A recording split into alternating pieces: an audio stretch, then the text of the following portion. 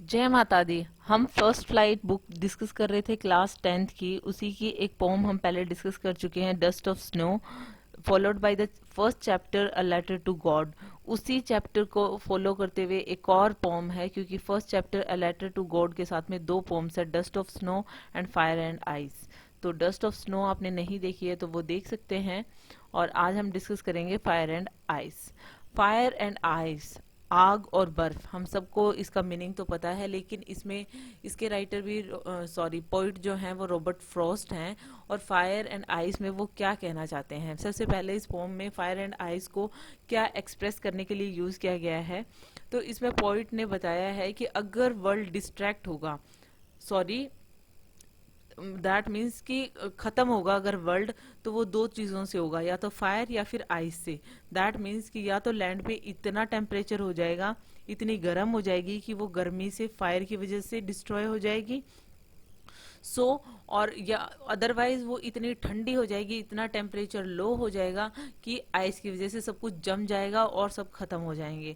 यहाँ पे एक्चुअल जो मीनिंग है फायर एंड आइस का, फायर का मतलब है डिजायर और आइस का मतलब होता है हैट्रेड, दैट मीन्स नफरत। तो यहाँ पे जो सेल्फ डिस्ट्रक्टिंग ह्यूमन इमोशंस को जो बताया गया है फायर एंड आइस के पीछे जो कंपेयर किया गया है, वो फायर को डिजायर से और आइस को हेटर्ड से, ये जरूर आप ध्यान में रखेंगे। इसमें जो है वो कि यही बता रखा है कि इंसान के ये जो इमोशंस होते हैं, ये एक वर्ल्ड को खत्म करने के लिए काफी होते हैं, क्योंकि ये जो है ये दोनों इक्वली जो है इक्वल, दैट मीन्स कि दोनों में इक्वल पावर है कि वो वर्ल्ड को खत्म कर सकते हैं। ओके, सो हम अब पोम को डिस्कस कर लेते हैं। इसमें भी दो ही छोटे छोटे स्टेंजा हैं, काफी छोटी सी पोम है। सो फर्स्ट स्टेंजा में क्या दे रखा है, some say the world will end in fire, some say in ice, from what I have tasted to of desire I hold with those who favour fire. इसमें क्या बताया गया है कि कुछ लोग कहते हैं कि जो धरती है, जो वर्ल्ड है, सॉरी, जो संसार है, वो खत्म हो जाएगा फायर की वजह से, कुछ कह रहे हैं आइस की वजह से खत्म हो जाएगा। लेकिन जितना भी, जैसा कि फायर को डिजायर बताया गया है, सो फायर जो डिजायर है या फिर हेटर्ड है, वो भी इक्वली इन लोगों के, मतलब फायर और आइस की तरह ही वो भी इस वर्ल्ड को इक्वली खत्म कर सकते हैं।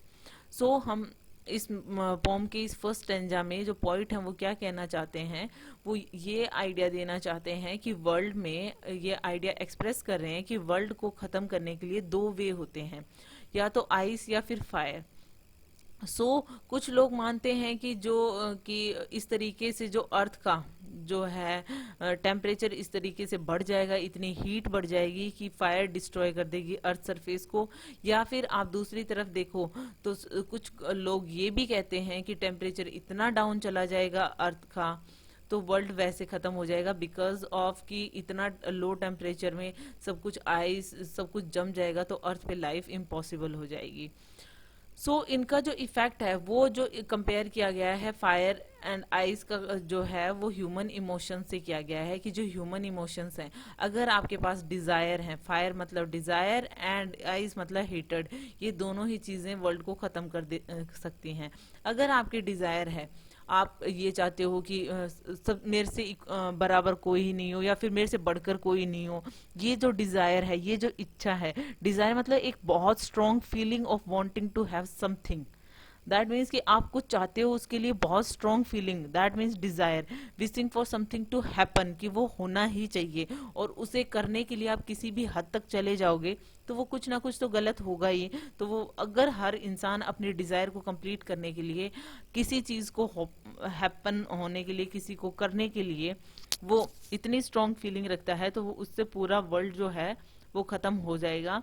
वो अगर आप सोचो कि वो कोई भी है, आपकी कोई डिजायर है, आपके फ्रेंड की कोई डिजायर है, उसके फ्रेंड की कोई डिजायर है, अगर हर पर्सन चाहे और अपनी डिजायर को पूरी करना चाहे, चाहे वो दूसरों के नुकसान से ही क्यों ना हो, इस तरीके से अगर वो डिजायर पूरी करेंगे तो पूरी जो दुनिया है वो खत्म हो जाएगी। इसी तरीके से हेटर्ड, अगर आप जिससे नफरत करते हो, हम ऐसे सोचते हैं कि हम जिससे नफरत करते हैं वो खत्म हो जाए, वो भी सोचता होगा कि वो भी तो किसी से नफरत करता होगा, या आपसे नफरत करता है। तो इस तरीके से अगर वो हेटर्ड करते हैं और हेटर्ड जितनी भी होती है और वो उस चीज को शो करेंगे, सो उससे भी दुनिया खत्म हो जाती है, हो सकती है।